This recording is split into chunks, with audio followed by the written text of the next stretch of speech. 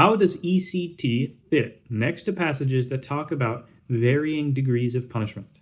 Many say that eternal punishment is required because of the severity of a person's sin when he sins against an all-holy God. This idea has merit, but it isn't found in the Bible.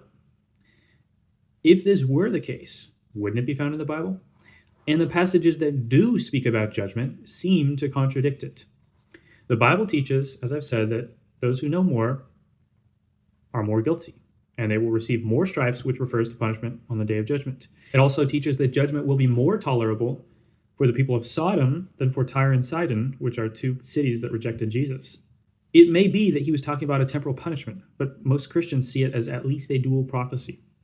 Jesus says that it would have been better for Judas, this is important to think about, if he had never been born. Is that not true for everyone who takes the wide gate?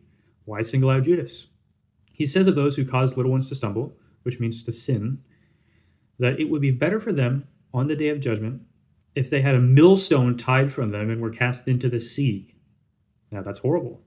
Jesus also says that in the same way that you judge others, you will be judged, and with the measure that you use, it will be measured to you. This is mirrored in the parable of the unforgiving servant. Jesus says to Pilate that because he has no power over him except that which was given to him from above, Pilate is not as guilty as the Pharisees who delivered them to him.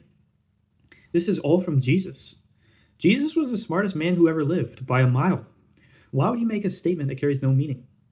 Imagine two men are being sentenced for a crime that they committed together. For their shared crime, they are given a fine of an infinite sum of money. In addition to their shared crime, one of the criminals also robbed a bank. For him, a fine of $1 million is added to the penalty. The judge remarks, the man who robbed a bank is going to be in a very difficult financial position. Would he say that? The only sense in which he might say that is if it were a joke.